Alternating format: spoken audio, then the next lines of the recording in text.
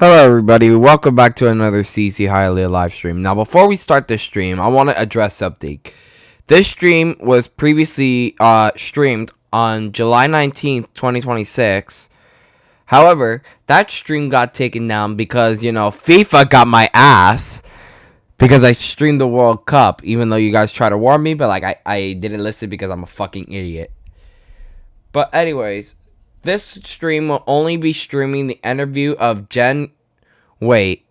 So, it'll only be streaming that part, and when it stops, I will, play the outro.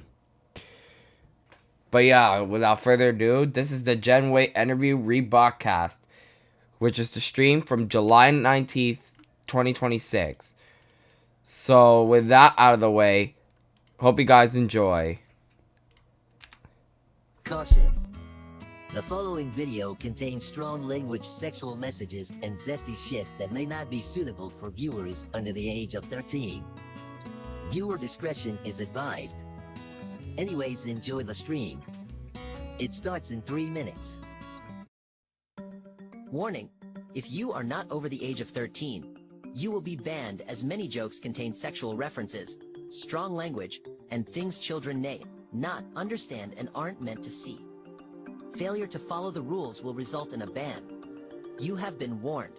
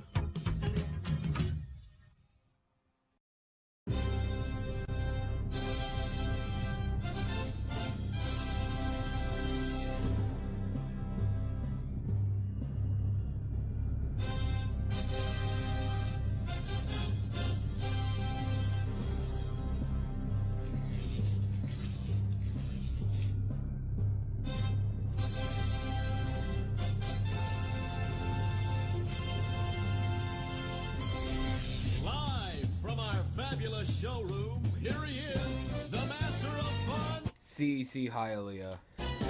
Yo, welcome everybody to a special CEC Hialeah live stream. I'm CEC Hialeah, your host of the most. Welcome everybody to the stream. Hope you guys are having a wonderful day. Today, I will be interviewing Jenn Waitt, one of the original members of the CEC fandom, alongside CEC fan, mostly from the Danvers, Massachusetts location that closed in 2020, and the creator of Cheesevention, a longtime Chuck E. Cheese convention. Now I'm gonna be monologuing a little bit because, like, you know, interview. It's basically gonna be the same thing like the Scott Wilson interview. I know I didn't get a lot of questions, but you guys could put some in the community post or some here in the chat. Or if to get a better chance at reading them, just donate. I don't know, because like I mostly see donations. But anyways, yeah, shiny happy Jenn. That's who we're interviewing today. Girlfriend Entity and I's 1 year anniversary went well. I gave her a promise ring, but yeah.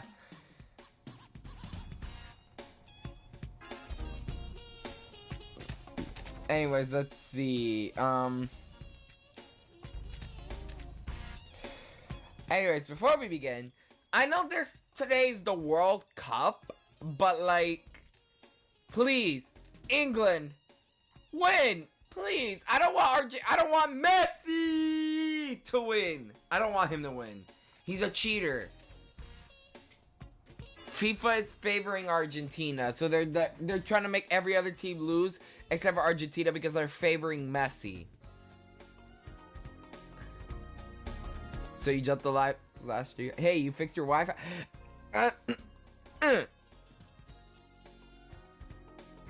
Yeah. Yeah. Yeah. I fixed my Wi-Fi. No, I totally didn't just jump and then it broke my PC. No. My Wi-Fi died. If Messi wins, Hialeah is getting... You know what? Before we start off, let's create a punishment. What do you think is a great punishment for me if Argentina wins? I need a reward if England wins, and I need a punishment for Argentina to win. Okay? Spain won. Hialeah, you should try my sign board after. Maybe. I don't know. What will you do if Messi wins, Hialeah? I'll get a punishment. I do not want that fucking cheater to win. I'm not... Okay, so basically I'm not going to Pineville anymore. Where we're staying and where the wedding is far away from Pineville, like an hour away. And my mom's not gonna get an Uber over there, so... Goodbye, Pineville. Hello again, Hialeah. I'm still here.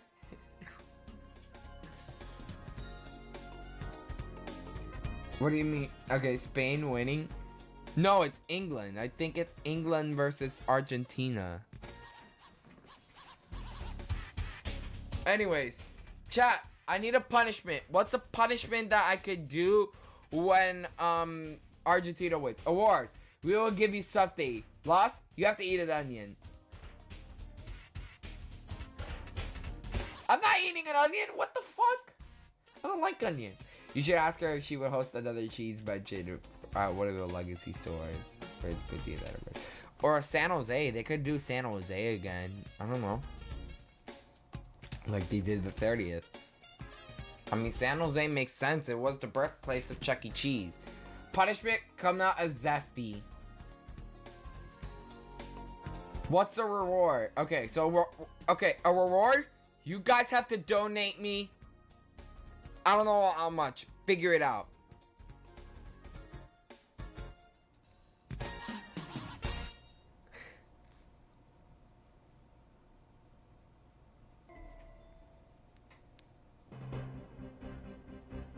By the way, future interviews will be called The Late Show with CEC Hialeah. If Argentina wins, I'll eat rice and beans on stream, which is a healthy food that I do not like. I kind of like it, but I don't like it. I don't like healthy things. If England wins, which I hope they do, You guys will have to donate me some money. Steal from Spain. your parents' credit. I'm just kidding. Find a way to get money, and then you guys have to donate me. I don't care how much. I don't care if you don't do it. I just need at least a donation. Hey, orange rice is fine. Punishment IRL stream. Oh, okay. I guess we'll do that too. Include carne asada. Anyways, there's a lot of people. There's some people that are probably not here because they're at BillyCon. Today's the last day of BillyCon. It's Grandma Entity's birthday. Which is probably like Cheesevention. Anyways, chat. Are we ready? Are we ready? I'm gonna try to call Jenn and see if she's ready or not.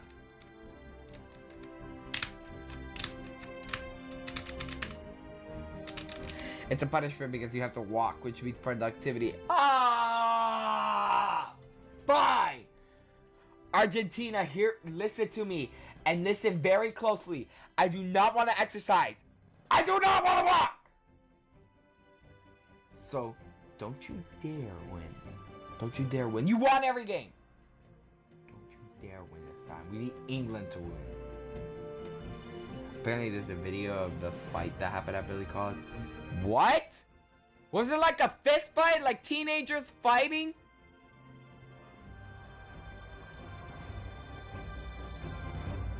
Hold on. I'm confused. What happened at BillyCon? I heard something happen, but like I didn't even think it was a fight. You got this idea from Steak? I don't even watch Steak. Of course, Billy was on Mad.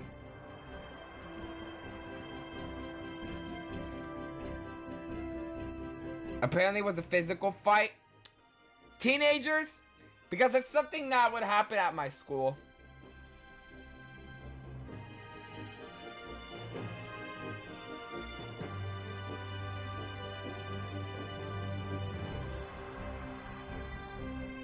I think someone had alcohol. I don't know.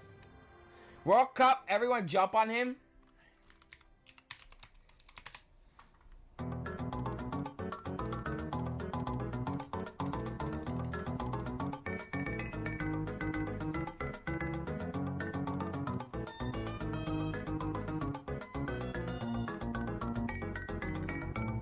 Hasn't it happened at all of our schools? No, because like my school is full of like gangsters and shit, like ghetto people. Like there'd be people like with like guns and shit. No, like outside of school there'd be people with like cigarettes, actual cigarettes, guns. They say they're props to not get in trouble, which, let's be for real, they're actually real guns and they're just saying they're props. Same with the vapes. Like it's like they think I'm like stupid. They're real vapes. I know they vape, so like why say it's a prop? Save your ass in trouble because like the school administers your count or your parents see your account. Bitch, it's real. What are you talking about? I hate when people just do that. Like they just say props. Oh, and it's also to not get taken down my Instagram. Same with the guns and shit.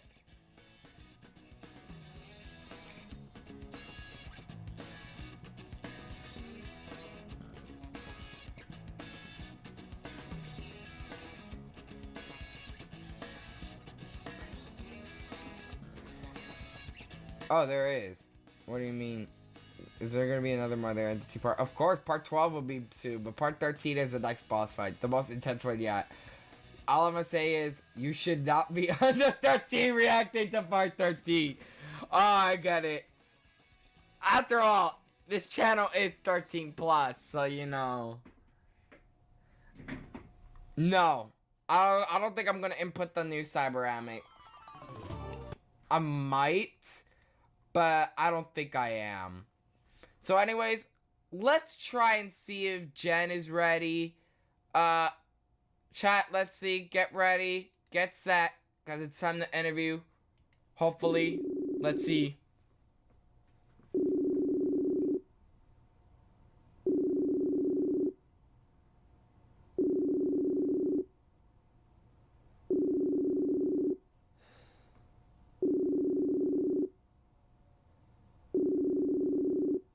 There's no Mario.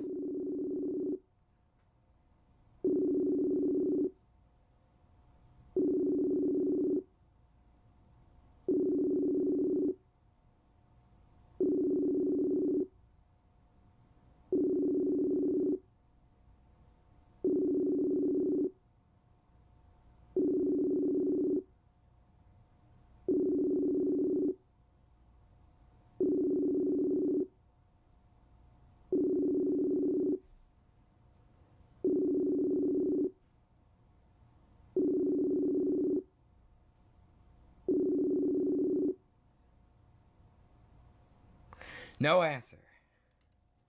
God damn it. Chat, we just go wait. We just gonna wait. We gonna wait. We gotta wait.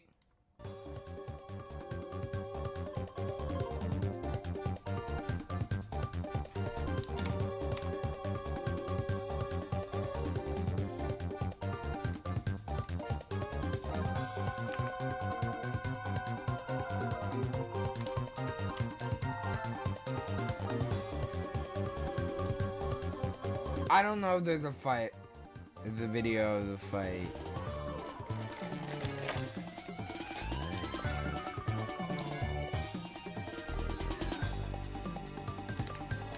Hialeah, you have to walk the Hialeah Resort hallway 12 times in a row.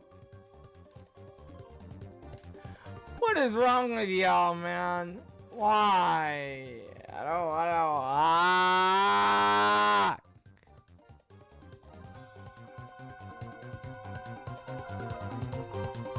Yeah, I'm just waiting for Jenn to respond. She hasn't responded yet.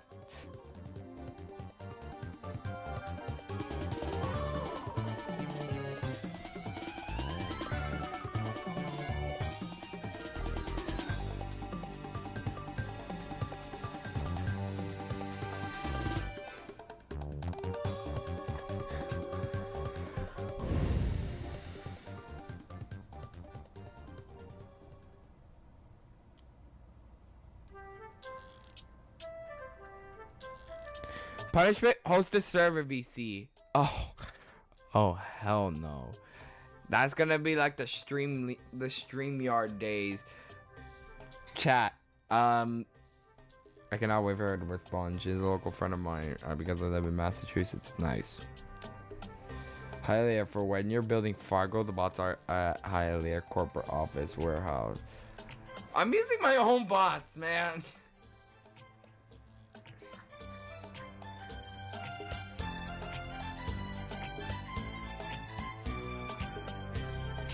You know what, chat? Let's just open the world while we wait for Jenn to respond. Why is my Minecraft game zoomed in?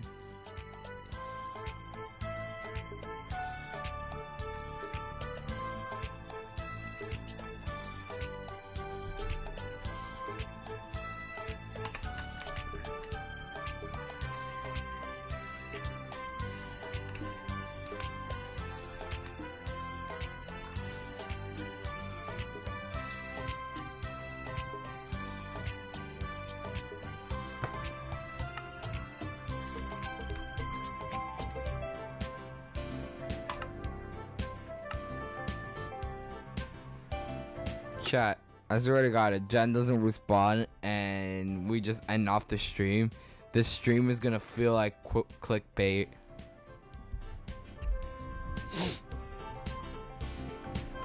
None of the other CC fans haven't responded, by the way, just to let y'all know.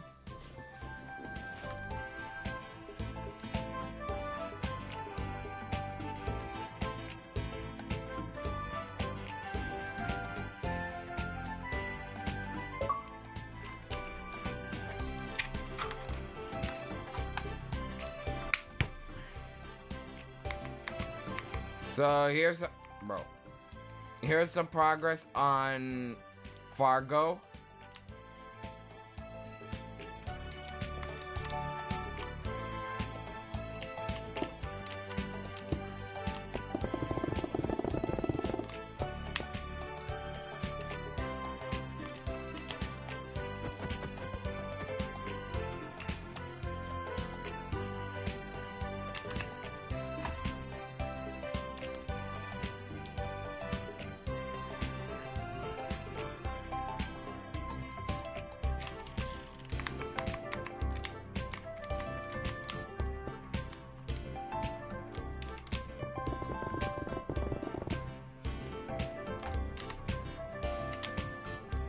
apparently, the same guy who built the weird ass shit is trying to apologize and made a community post saying that, even though he apologized, I won't accept it. Bro, it's because every time people apologize to me, it's bullshit because they do it again the next stream. Like, for example, the guy who tried to apologize for being super political in the streams. Like, he was trying to be he was being super political in the streams, mentioning stuff about Trump, which I don't like him. Continued, even after he apologized, and I said, see how you're not sorry? You just did the same thing again. That's why it's kind of hard to trust people whenever they apologize, because, like, then they just pull the same thing again. Like, I don't understand. What is up with people in doing that? Clearly it doesn't make sense to me, so you know.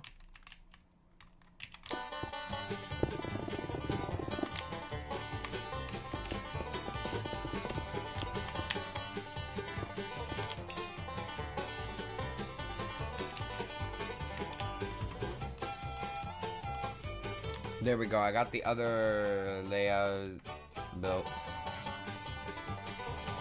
She hasn't gotten on in the interview yet. Ultimate punishment, do a VTuber stream later. Oh, hell no. We're not doing that.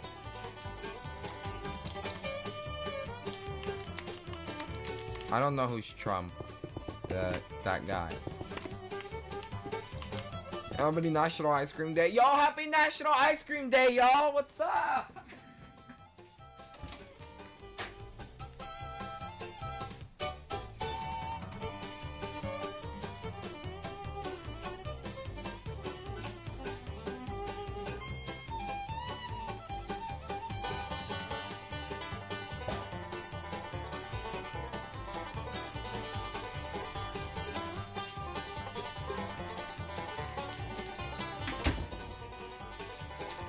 Happy National Ice Cream Day, y'all!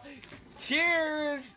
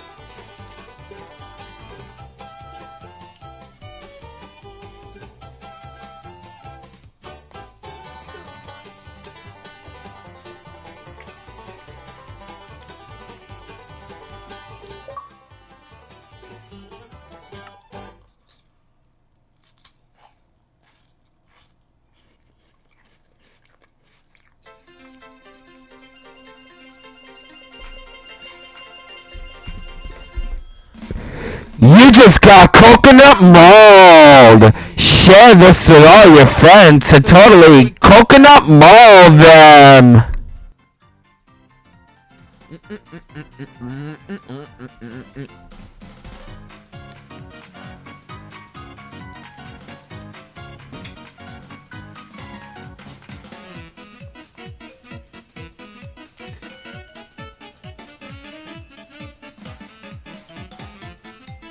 The thumbsticks? What do you mean? I don't know what that is. Bro, give me a Switch too! Someone! Please! Damn, I just got coconut ball. Yes, everybody in this stream got coconut balled. I haven't even started on part 12 yet. Yeah, I'm already making animation frames for part 13. That's how peak it's gonna be. That is insane.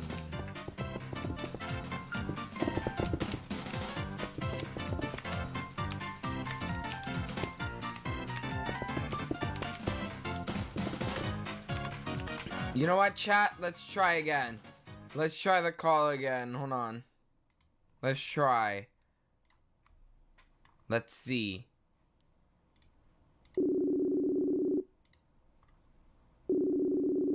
Pray it works.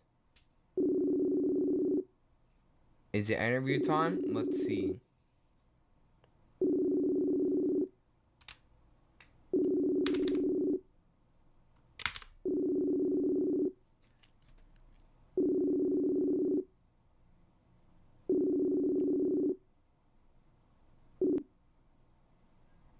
Oh. No. I don't think it worked. That sucks.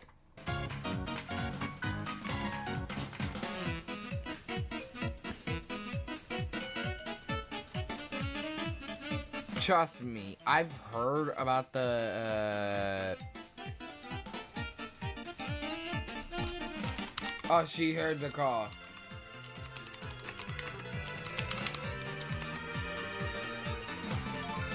I think it's time, chat. I think it's time. Fix Bedrock? I wish, man. Like the screen, like I can't even exit my screen or put full screen. Like I have to stay in whatever screen it is because then my game would crash. And I don't want my world to get corrupted. This is the part where the interview happens, so stay tuned. Alright, chat, it's interview time. Let me get my water. I think I got water in here. Yeah, I do. Alright, here we go, chat. Here we go.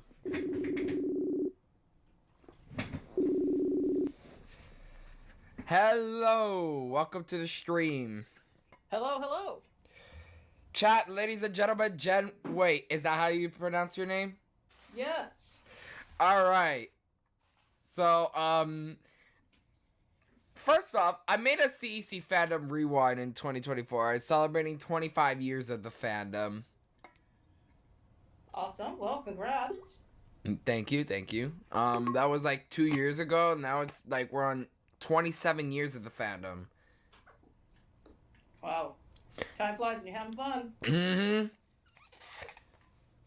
And I'm pretty sure there's a lot of questions related to Cheesevention. As you know, Chuck E. Cheese's 50th anniversary is next year, so you know. Yes, it is. Alright, so I asked my viewers about a week or two ago to ask questions. There aren't a lot, but like as much as there was with when I interviewed Scott in April. So let's see. Hold on, I'm pulling it up now. Also, chat, I forgot to mention, starting Tuesday, I will be putting my Christmas intro, my updated one for Christmas in July. Ugh. Yeah. Alright. Hold on. I'm trying to find it. Alright. So, here we go. This was like 5 days ago. And, okay, are we ready for the questions? Sure. Alright. So, CC Fort States asks, how did you get the idea of Cheesevention in the first place? I'm not sure if you were the creator, but... Yes, it was me. Alright. So, the story goes, as some fans know, I used to work at the Danvers, Mass Chuck E. Cheese's back in 1999 through the first week of 2003. And my pal Jay was also working there he worked there many years before I did. And then when I started working there again, after about a year and a half, he came back to be one of our performers for the weekends. So on the weekends when we were busy doing birthday parties at the store, we used to hang out in what we called the party room, which was a side room next to the stage where we kept all our party supplies. And I had organized that room into like a nice little space. We had everything we needed in there. Nice big table. We had a couple comfy benches, all the party supplies, the costume supplies, everything. So between performances, we would hang out back there and get prepped for the next party. or sometimes between parties before it was time for Chucky to come out and visit all his fans. We'd be back there. And I remember one weekend, Jay and I were back there just kind of hanging out. And we were just talking about how, yeah, you know, there's this fan community. There's a lot of people that we know now that are interested. You know, for the longest time, we thought it was just us. But over the years, thanks to showbizpizza.com, we discovered that there were a lot of other people that were interested in the concept. So we're sitting around in the party room, and we're like, yeah, you know, gee, it's too bad that there isn't like some kind of like get together for fans to go to. And I just said, well, what's stopping us from creating one? I mean, if nobody else is going to do it, why don't we do it? And I remember Jay just kind of sitting there nodding his head like, yeah, that'd be cool. And I'm like, so let's do it. So that is how Cheesevention, the idea came. It's simply because at the time, there were no fan gatherings, and there certainly was no Chucky conventions, unless, you know, if you were a general manager, the corporate would run manager conventions that, you know, they'd have out in Las Vegas or Atlanta, or so they had one in Orlando, Florida one year. But that wasn't something that fans were allowed to go to. That was, you know, for employees, primarily general managers and the corporate folks. So I was thinking, well, why don't we have a fan event? It'd be really fun, I think. And that's how it all started. And we started talking more about it. And then, of course, the very first one was August of 2003, I think it was. I thought it was like 2004. I'm not sure. Or was it 2004? I remember Aaron Fector making an appearance there. Yes, he was our special surprise guest. Every year we tried to have a special surprise guest that appeared at Cheesevention.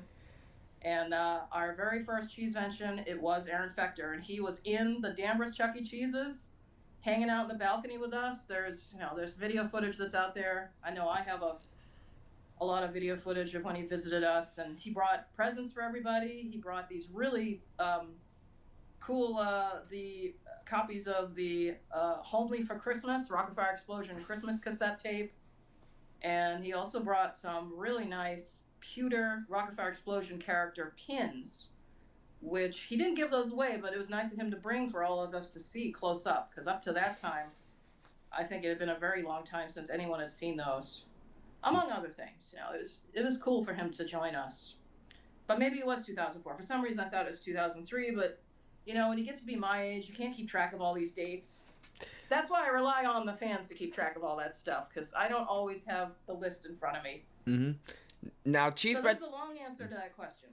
Yeah. I know Cheesevention has spun different fan events like Chucky Con in 2018 and 2020 and 2019, and then now Billy Con, which there's actually an event of Billy Con happening right now. Today's the last day of the event. Yes. Yep. Now, like, I heard recently on my earlier, but when I started, that there was like some sort of physical fight that happened at the event. Well, I don't know anything about that, but I will say this. Anyone who has been in the fan community as long as me knows that there is always drama in this fan community. And yes, there was drama at BillyCon, and I'll leave it at that. But like I said, when is there not drama going on at some point within the fan community, within certain parties, honestly? Which is why I don't really, one of the reasons that I'm not very active in the fan community these days, besides, you know, I'm very busy doing other things. But yeah, as I tell everyone, remember kids, just say no to drama. Yeah. My favorite Cheesevention has to be the fourth one, like you guys did in 2007. Like you guys toured the third floor of San Jose, held the 30th anniversary party there. Oh, and the Simi Valley visit. That was like amazing to see. Yeah, I was very happy to be able to visit that store, and I'm so happy that we were able to do it before it closed, because it closed, I believe, the following year. Yeah. And it was just great to be able to spend some time there with the staff and hang out.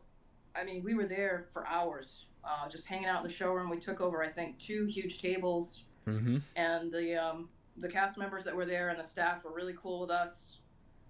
Chucky spent plenty of time with us, and of course the show was going nonstop, and we were enjoying the flag wavers up there on the wall and checking out all the old signage that they still had up. It was very nostalgic for me because, of course, I remember all that stuff the first time around. But it was great to be able to visit that store. I was sad to hear that they'd closed afterwards. I know it was like a mix of every era, like the flags, Pizza Time Theater, the decor, 1988, the other decor, the 90s, and then the booths were like the new things, the 2000s. Yep, it was. It was very much a mix. But that's the beauty of franchises, is they could kind of go off and do their own thing. That was what was so great about the flagship San Jose store. They just kind of did their own thing. I mean, that's kind of been reined in, I think, a little bit. When they had to do the most recent remodel where they removed their show. But it's still, a very cool location, and anybody who's out there in the San Jose area that's interested in the concept, I highly recommend they stop over at the San Jose location and check it out. Mm-hmm. Now, here's a question I think everybody's gonna ask. Will there be a Cheesevention next year for Chuck E. Cheese's 50th anniversary? So, at the moment, I don't think that it's... If we had another event, I don't think we would call it Cheesevention. I think it would be something else that would have another name, but obviously, we would let people know that, hey, this is an event that's being run by the same folks that brought you Cheesevention. Right now, there's not any firm plans. I know 2 or 3 years ago, I talked about it with my friend Jay, and we just kind of shot some early ideas, but nothing has, there's no firm plans. It would be nice if something happened for the 50th. I know I would be up for that. I would too. Like, now that I'm out of high school, I can have and then now I'm gonna start working. I could try to save up for flights and see. It would be nice. And I'd like to do it. Mm-hmm. I was gonna visit Pineville this November, but because my cousin's getting married in North Carolina, but it's a different air. It's like an hour away, and the Ubers cost so much. So oh gosh, yeah. Now I can't go, and I'm kind of bummed I can't see it. I haven't seen animatronics in 6 years. I stopped going because of the pandemic, and over the after I left, I stopped going to Chuck E. Cheese. Then in the summer of 2022, I returned to Chuck E. Cheese and realized they got rid of my animatronics and they were destroyed. Yeah. Very, very depressing. The only positive thing that came out of that is that it enabled a lot of fans like myself and others to salvage what was tossed. And I'm thrilled that there's so many young fans out there that are so into trying to preserve that aspect of the concept. I mean, it still amazes me that there's people I know and other fans I don't know that actually have these animatronic shows in their own home. And they've restored them. They've spent a lot of money and a lot of effort to get these back operational again. And they can now be enjoyed by other fans and other people, which I think it's so important because it's a very important aspect of this concept. It's the one thing that makes the Chuck E. Cheese's concept unique. Because as the sign used to say, without the magic, we're just another pizza place. Mm-hmm. That was certainly true with the animatronic shows. A lot of people have said now, now Chuck E. Cheese has been changed. Now apparently, from what I've heard, the corporate is really toxic. Especially the Mark Kupferman guy. Animatronics are gone. All the glory that Chuck E. Cheese used to have years ago is now gone. The animatronics are gone, and people say that it's just another pizza place because there's really no magic. It's just another bland place. It's basically become what all the other knockoff places have become, and nowadays, we have the trend of family play centers for kids. That's for the last couple of years that's become kind of popular. You bring the kids somewhere to play indoors. And Chuck E.'s had that back in the 90s with the sky tubes and the ball pits and I mean, even before then, we had a whole mini fun house at the Danvers Chuck E. Cheese in 1983 and a couple other locations, the Cheese Factory. So it's just What funny was it how called? all of a sudden they could be so in trend, but they've basically gotten rid of everything that could give them the upper edge on that. I mean, that's the whole reason they put in the trampoline zone and that little kind of activity center that a lot of locations have now. But of course, the difference is back then it was free, and now you got to pay to get your little Chucky socks to run around in there. It's just a different vibe. I know I'm always hearing some people, particularly corporate people, saying, "Oh, well, you gotta change with the times." I agree with that, but that doesn't mean decimating what works. You should build on what works, not destroy. That's the real key to continuing your legacy and being able to keep your audience, even your contemporary audience, interested and engaged in your concept, because the kids today, they're going to be your customers paying tomorrow, and you need to keep them interested and engaged and wanting to go to Chuck E. Cheese's. And now I don't think that's really the case. It hasn't been that case for a while. It all started with the redesign of the character in 2013. That just turned a lot of people off, and I'm not just talking about fans. I'm talking about just parents and the general public. The feedback I heard over the years about that, people are just so turned off. They're turned off at how many changes have happened.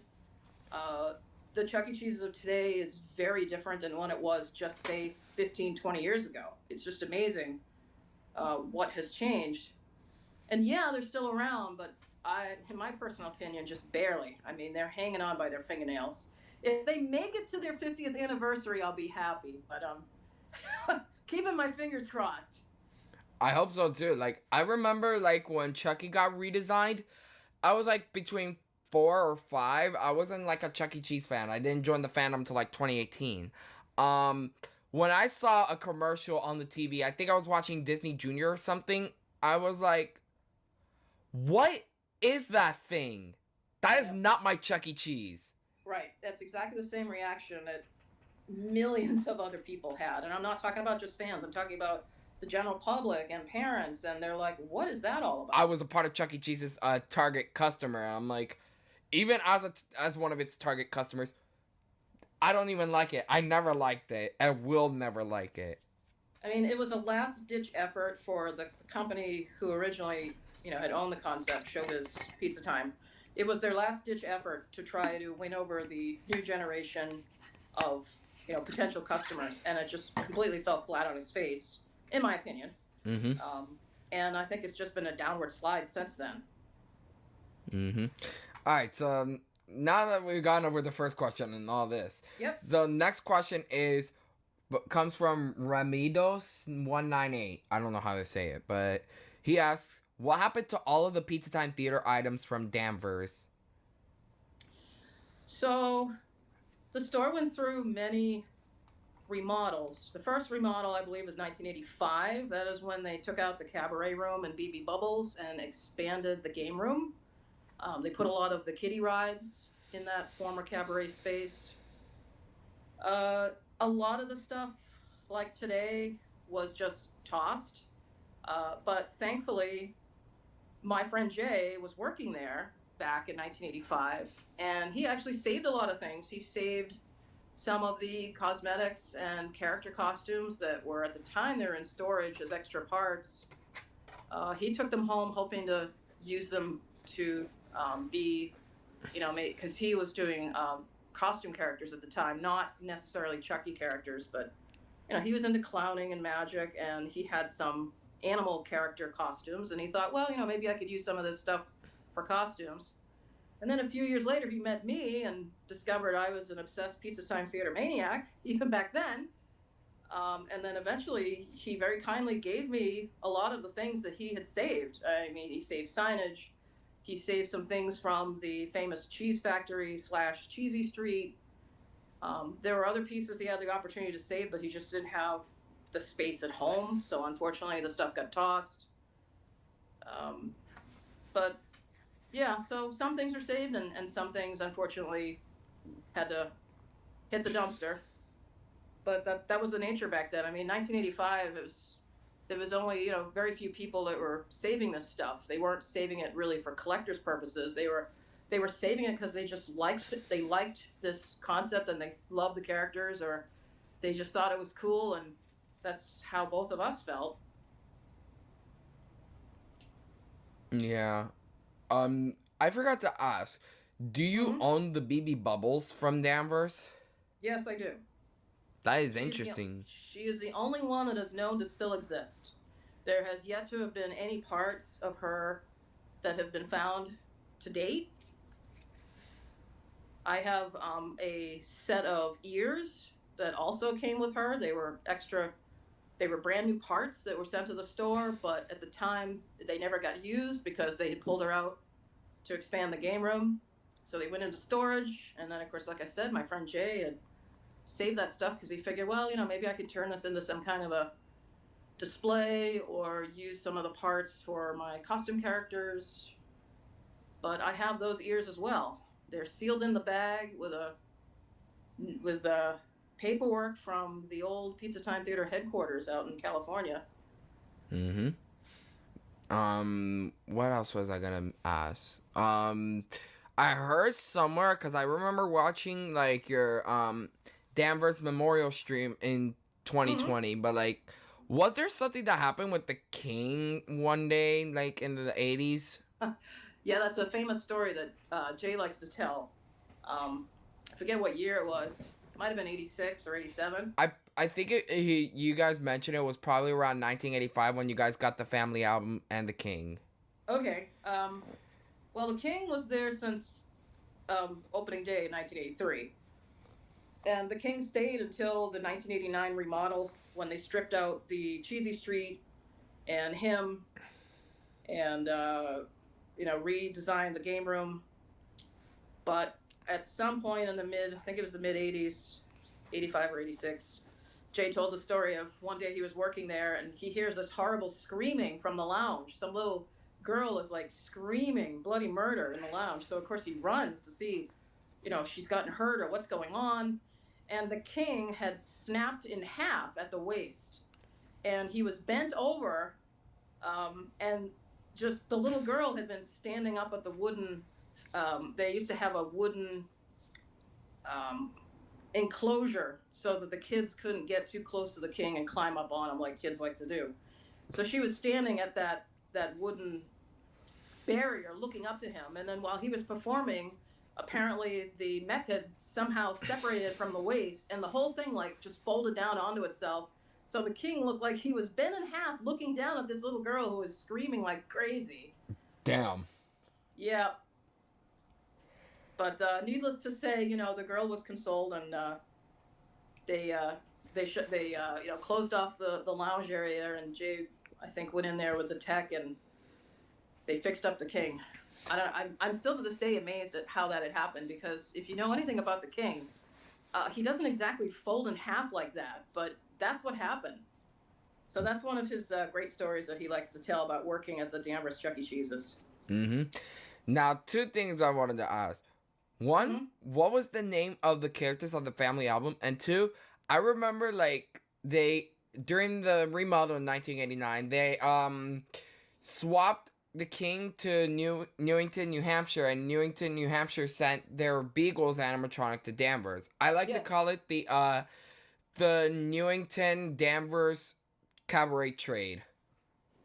Well, I guess you could say yes, although the king was in the lounge, and the Beagles ended up in a new room that was down where the refurbished game room was after they had done the 85 remodel. In 1989, they did another remodel again, summer of 89, and that's when the king went back to, or he went in Jay's car. Jay, that's another story he likes to tell, is he loves to tell the story about driving the king up to New Hampshire in the back of his car and unloading this giant lion and bringing him into the store so they could set him up. And then, of course, driving back with the Beach Bowsers, and they got set up at the Danvers location starting in 89. But the family album, of course, was there. Also, they were introduced in February of 1985, and the names of the characters were really up to the discretion of the stores, the few stores that actually received that show Yeah. as like a temporary show. Jay had chosen the names because he was actually the person who operated the show, and he chose the names Dee Dee for the girl, and TJ for the I think he was the bass player, and the guitarist. Oh, what was his name? He was like the favorite. Oh gosh, let's see. It was TJ, Dee Dee, and I'm drawing a blank. I don't remember. But it's out there. If people do a quick search on the names of the characters, I can't believe I'm having a mental block. What was the guy's name? He was the favorite. Dee Dee, TJ, and I can't remember. It's all My right. mind's at a blank. I wasn't a huge Family Album fan. The show gets a lot of attention because it's very unique, and it was very ahead of its time in 1985 when it was introduced, because it was a show that didn't just run on a tape. A live performer could actually control the robotic figures and speak to the audience live. Personally, I think the Family Album looks kind of disturbing. I was not a big fan because when I went to Chuck E. Cheese's, I didn't want to see human robotic figures. I wanted to see Chucky and the Pizza Time Players. But then, of course, some years later when I got to meet Jay and he would tell me about how he would run the show and how it operated, I could understand why it was appealing and Hold on. it has its fans. Let me say something. CC Warwick said that the last character was Randy.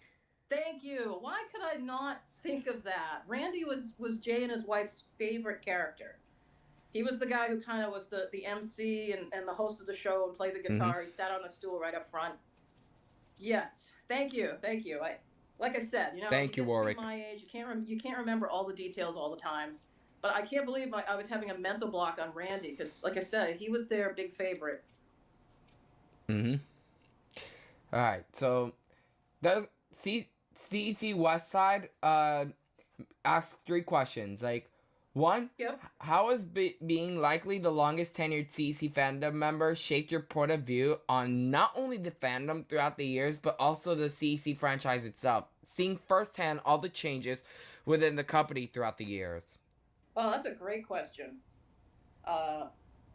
Well, I will say this. It gives you a very unique perspective because I have seen pretty much every era of the concept's existence, except, of course, the very, very early era because it just wasn't out here on the East Coast or in the South yet. By the time it got out here, we were already, in the what I call the golden era, which is 1981 to 1983, and that I was right there as it happened. That period was the best time period of, I think, the concept's existence because they had it all and they had the magic, and back at that time it was absolutely unique. It was cutting edge technology. It was mind-blowing because it really was like a family like magical paradise. If you couldn't go to Walt Disney World, Pizza Time Theater was your second best option because you got to see the characters and you could have your party there and you could meet Chucky, and you had all of these different rooms with different shows, and you had the Fantasy Forest game room, and then you had all these fun little distractions like the Cheese Maze and Munch's Madhouse, and of course later on we had Cheesy Street and the Cheese Factory. But Pizza Time Theater wasn't afraid to try new things. They tried a lot of things. They failed at some things. They were very good at other things. But the fact that they tried, I can really respect. I've always felt that it's really a shame that they didn't last just a couple more years, because in 1983 they were really like firing all cylinders. They had so many new ideas, like for example the full-bodied figures. Mm-hmm. They were working on that in 1983. Of course, we didn't see that in stores until a few years later. Like And 4 or another 5 thing- years. Yeah, and the animation wing that they were starting up, I mean, that could have all gone off in who knows what direction. I mean, nowadays, everybody does an animated series, but back then, the only people who really did animated series were like toy companies trying to sell you toys.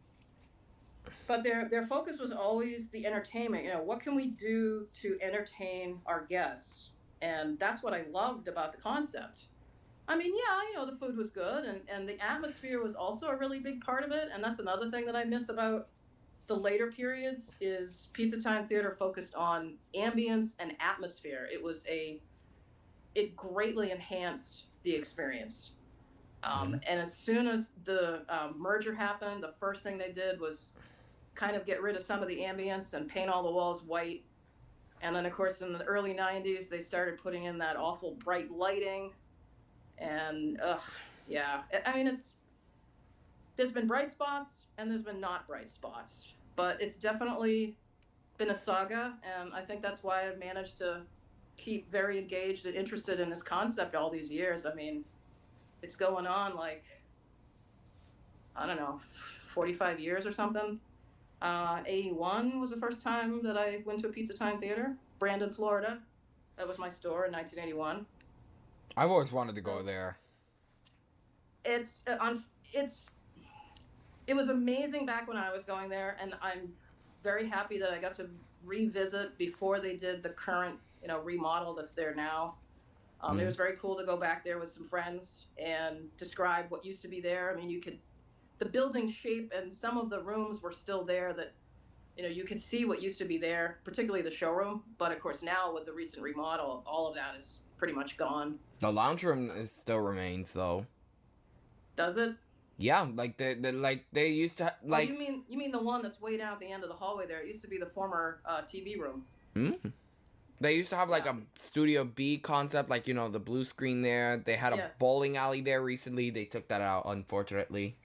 So that room that was way in the back that had that Studio C screen setup, that used to be a big screen TV room back in 1981. And nobody had big screen TV back in 1981. So it was a big deal.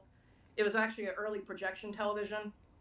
And it was the room where grown-ups could go and hang out and like watch the sports game or a soap opera while the kids were in the game room or in the theater watching the show. The lounge and the cabaret were up towards the front of the store near the entrance, and those disappeared many years ago. So those haven't been in that building for a long time. There was never an animatronic in that room that was way in the back where they eventually put that Studio C camera setup. That was always the kind of like the grown-up room with the big projection TV. I thought it was like the later lounge room. Like later on, they put the king in there. I thought that happened. I don't know the full history of that store. After I moved in like '83 up here to Massachusetts, so I didn't really keep tabs on the history of the location after I had left. So I don't know if they ever moved anybody in there. As far as I know, it was always just kind of an extra room, but perhaps they did because the room was built to be like a lounge or a cabaret. They just never used it at the time I was there. They just used it to put the projection TV in there for the grown-ups. I think there's a footage from 1992. I think I could see it here and could confirm if it. Well, that's cool if they did that. I mean, that means that they were able to keep the king a little bit longer. Yeah, because I know they came from 1992 and they still had the C stage. No, it doesn't show, but like I believe the king was later located there, like when it came to the mid 80s. Like possibly 1984, like when Dolly Dimples and possibly the Four Little Shavers were removed. Yeah, I don't know how long the ice cream parlor lasted, because that was another nice thing about that particular location. It was one of only a few locations that received Chuck E. Cheese's Ice Cream Emporium, which was a mini old-fashioned ice cream shop. And, of course, that's where the Little Shavers would perform. And the ice cream was amazingly good. It actually tasted like cheesecake ice cream. So to this day, whenever I have cheesecake ice cream, which it's not your common flavor that you find, but once in a while I'll find a place that has it. And it immediately makes me think of Chuck E. Cheese's Ice Cream Emporium, because that's what the ice cream tasted like. No matter what flavor you tried, the base of the ice cream was cheesecake ice cream, and then they just add flavors like strawberry or vanilla, whatever. It was good. Mmm. But getting back to the question, so yes, after seeing like all these different eras and the ups and the downs, it definitely gives me a unique perspective. But it also makes it hurt even more seeing the Chuck E. Cheese's of today, because I know how good it could be, because I lived it and experienced it, and I know what it was like.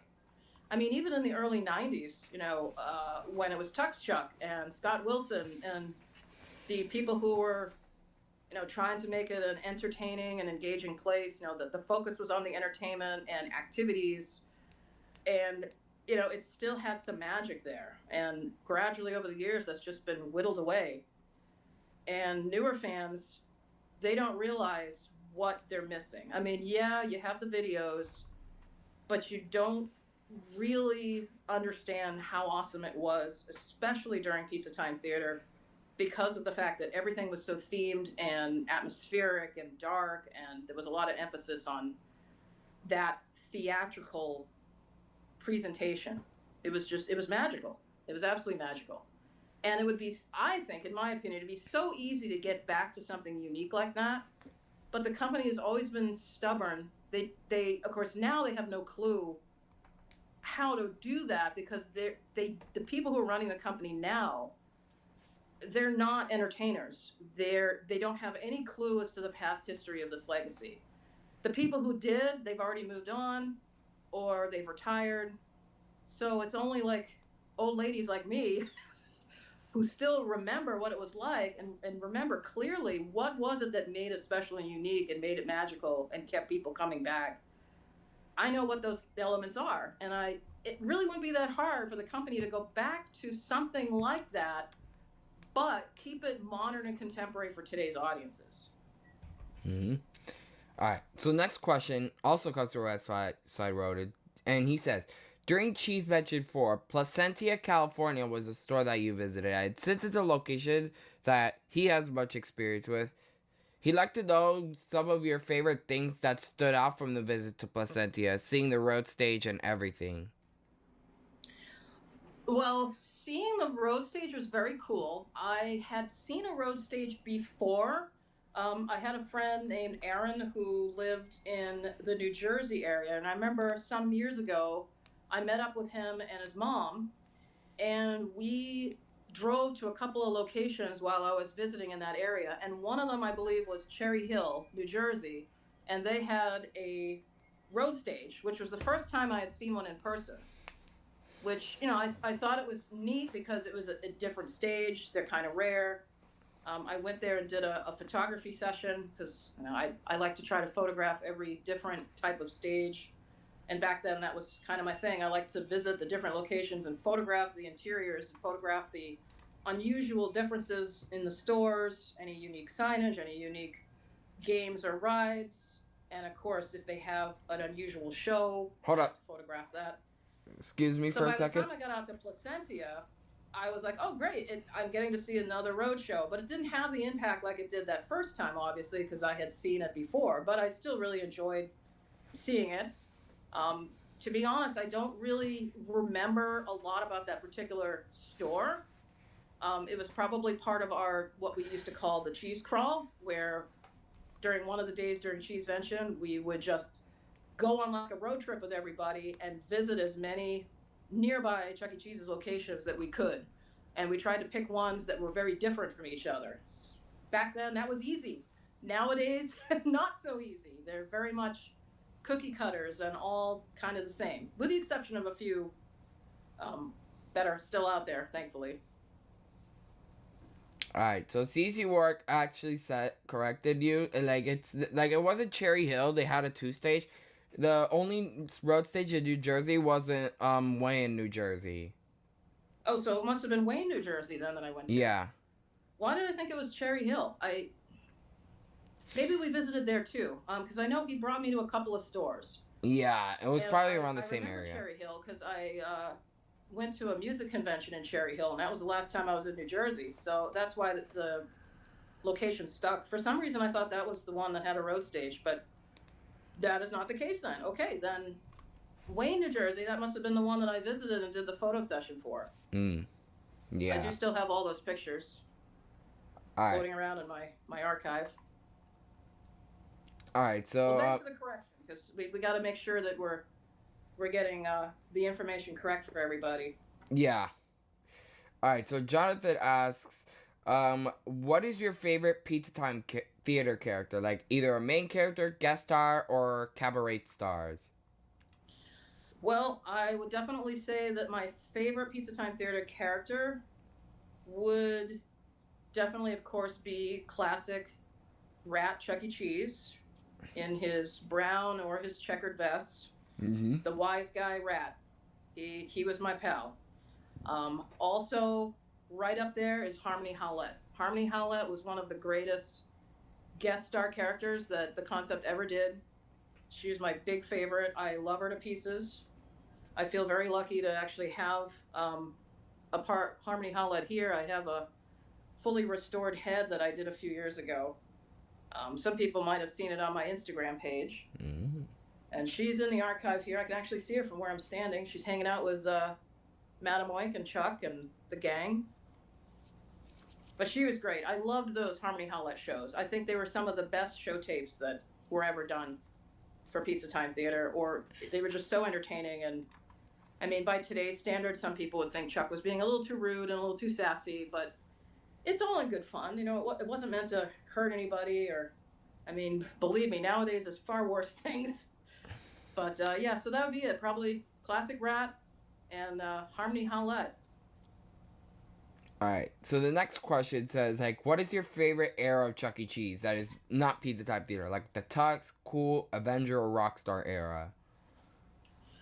Well, I do like Tux Chucky, and I did enjoy that time period that I worked at the store, which was from 1999 until, like I said, the first week in 2003.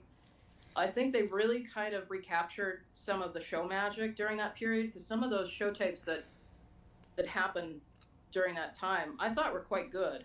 And I think the company was still focused on the entertainment aspect. It hadn't completely been killed off. You know, they were still trying to come up with interesting concepts.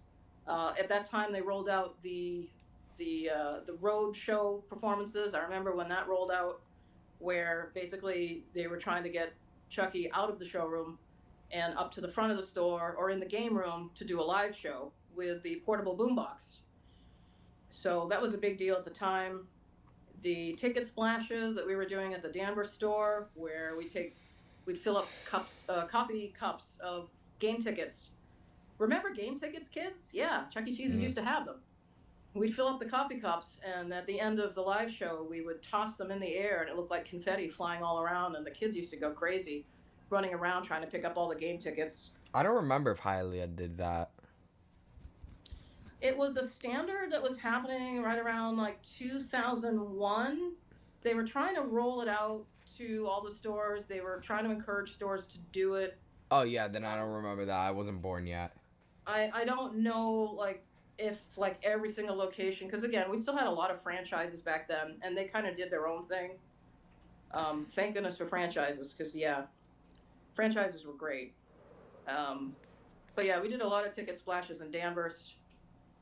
And there's a famous video on YouTube of us performing doing what we call a ski show, where we have Chucky and our cast members up standing on top of the skee ball machines doing a live show, and then at the end of the show you'll see us get out the coffee cups and throw the tickets up at the ceiling. The tickets hit the ceiling and then spray all over the place like confetti, and just everybody screams and all the kids go crazy trying to grab the tickets, and it's just great. I mean, it was that kind of magic that, you know, it was the employees that were making that magic. I mean, the company was giving us direction and saying, hey, you know, go ahead and do this. But we would always try to add our own little flavor to it to kind of bump it up a little. And I think that's what, at the time, I think that's what kind of set our store apart from others that were in our district. I know other stores were inspired by it. When they would see those videos on YouTube, people who worked at other stores would tell me, oh yeah, you know, we started doing that at our store too, because we saw how much fun you guys were doing. And I'm like, yeah, you know, the more the merrier. This is what stores can do. They just got to come up with ideas and make it fun and be safe. So yeah, I mean, I enjoyed that time period. Um, Avenger era, it was okay. I think at that point they were starting to kind of lose their direction a little, and then of course we all know what happened after that. No Mm-hmm. need to go into that.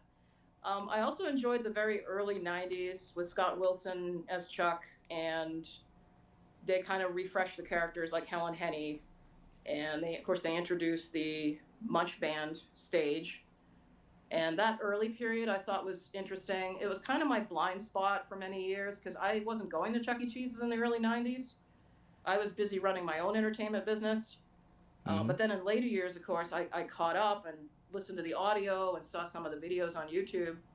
And now, I like quite a few of those early '90s shows. Some of them are very good. I think Scott and the guys did a really great job with a lot of that material. He could still do the voices too. Like I remember, like at the end of my interview with him, he closed out using his Chuck E. Cheese voice. Scott is a really cool guy. I He feel very was. lucky to have been He able is. to meet him. He was actually involved in one of our Cheeseventions some years ago. I think it was Cheesevention 8, when I think it was our second time going to home office and visiting the entertainment department. Oh yeah, I've And seen that video. he was there, and I had asked permission from Matt if I could use one of the Studio C puppets, and he was okay with it. So I actually puppeteered the Chucky puppet from the early 2000s era of Studio C, and had him interact with Scott because I made Chucky think that there was some imposter that was pretending to be him because Scott was doing his voice for the gang that was there. Mm-hmm. And it was very funny. I know that there's a couple people who captured on video, but I've yet to have seen that footage, and I would love to see it again if anyone has it, because I've never been able to find it on YouTube, but I know it exists, of Scott interacting with the Chucky puppet that I was puppeteering. And we did some photos. We did photos as well, and I was holding up the Chucky puppet next to him so everybody could get their photo with Chuck and Scott. Cheesevention 8 was a good one. Yeah. Alright, so next question comes from Cyberstar Chuck, my animator. And he asks, what would be your favorite art? I mean, you can try asking the question again. It's just I didn't get any of that. That all broke up. Okay, so the question is, what would be your favorite art piece? Like, if you could own any art piece from the 90s remodel. The Wink. Yeah. That Yep. that would make sense, yeah. Love the Wink. Mm-hmm. It hangs above the stage in Pizza We Trust with the classic Chucky and the sash and the stars. I always thought it was a great little sculpture that they did. Mm-hmm. Alright, so next question, let me see where it is. Studio Charles asks, what are some of your favorite memories of CEC that you could remember?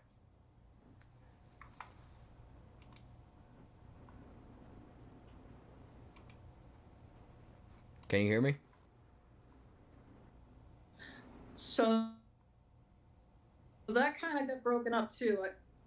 That kind of got all broken up. I didn't quite hear all of that. I heard something about CEC memories, but then I didn't hear the rest of the question. Hold on. Let me try hanging up and reconnecting.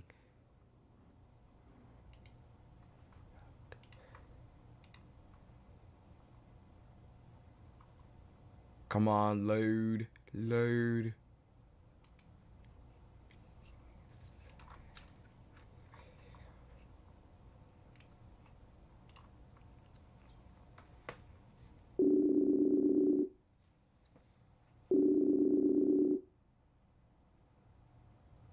Alright, can you hear me now?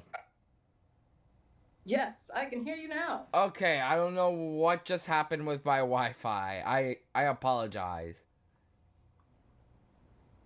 It's okay. It happens. Yeah, okay, anyways. So, Studio Charles asks, what are some of your favorite memories of CEC that you could remember?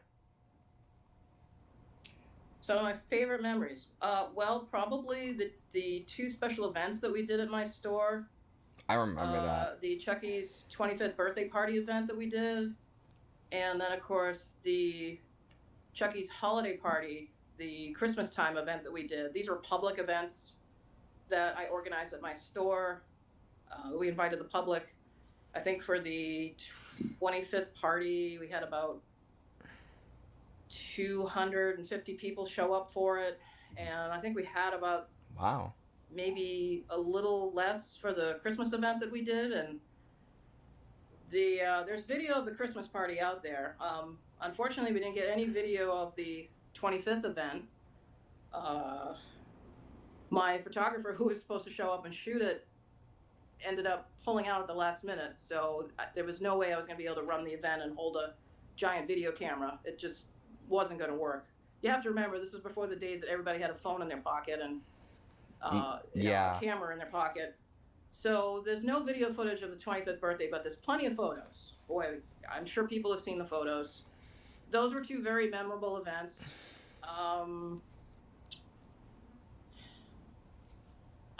As far as like me when I would visit Chuck E. Cheese's, say as when I was a kid, I remember my 10th birthday party at the Brandon, Florida Pizza Time Theater.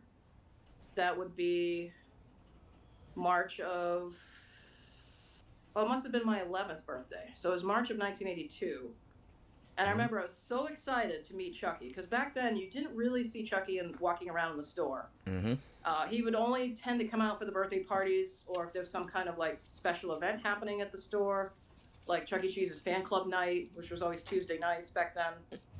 So I was very excited to see Chucky. I'd only seen him one other time at the store. That's the famous photo of me, 11 years old, with the classic rat costume at the Brandon store. I'm sure a lot of people have seen. But I was all excited, had my birthday party there. My mom had invited a friend of hers who had a small baby. She was maybe not a baby, but she was definitely toddler age. She might have been maybe 1 or 2 years old. And when Chucky came to our table, this child was scared out of her mind of the giant rat. So she starts screaming, and of course Chucky and his assistant are kind of holding back because, they don't want to scare her more. And then, Chucky just kind of waved at us, and then they went on their merry way. And I was so mad. Oh, I was so mad. And I was so mad at my mom. I was like, why did you invite her? Why did you invite her? Because of her, Chucky didn't get to visit me. I didn't even get my picture with Chucky. And I was just so angry. But I more than made up for it in the coming years, because I have had many birthdays at Chuck E. Cheese's, right up to my 50th birthday. I had my 50th birthday officially at the Methuen Chuck E. Cheese's with some friends, which was great. Mm-hmm. So, yeah, I more than made up for it. But I do remember that memory, too. Yeah, I remember, like, when I first visited Chuck E. Cheese during my first birthday in 2008, I was not scared at all. I was born to be a CEC fan. Literally. I don't know, some children are just very intimidated by costume characters, and my brother was. I can't blame this little girl being terrified of the giant rat, because you have to remember, Chucky did look kind of scary back in 1981 from a certain point of view. He wasn't like the cutified rat that came later. But oh yeah, I was so mad at my mom about that. All right, so Funimation Group. This is gonna be the last few questions. So, what do you think of Chuck E. Cheese now? Oh, that's a loaded question. I think it's really sad seeing where it is today. Yeah. I think the last 5 or 6 years have been really depressing, to be honest.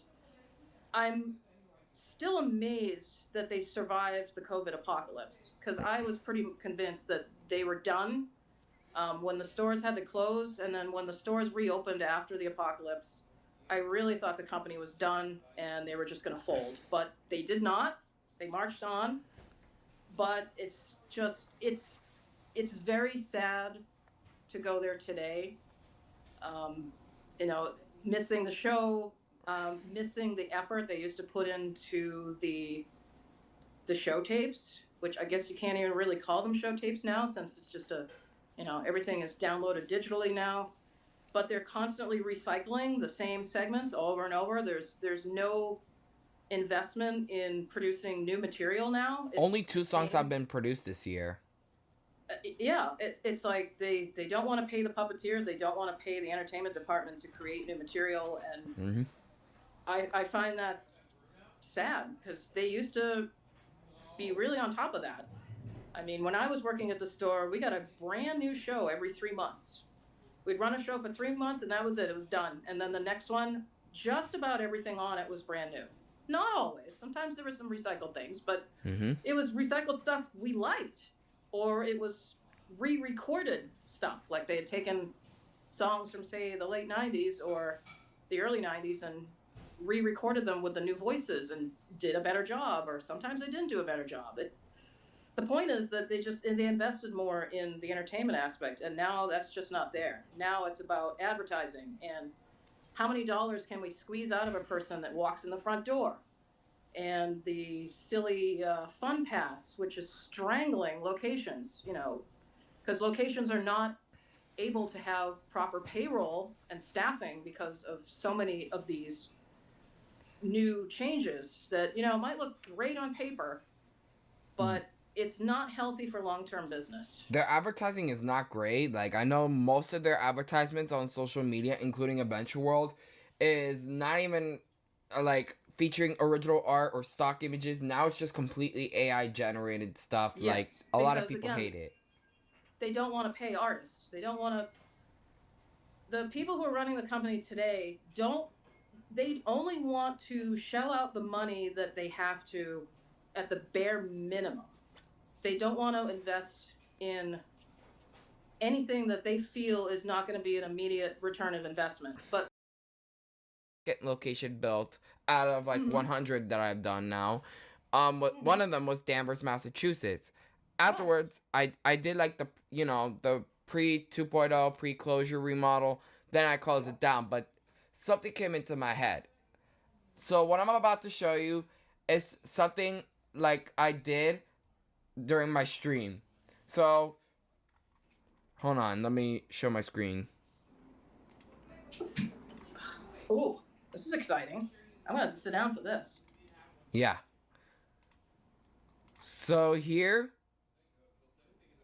this is what I like to call Danvers, Massachusetts, if it was a legacy store. Oh gosh.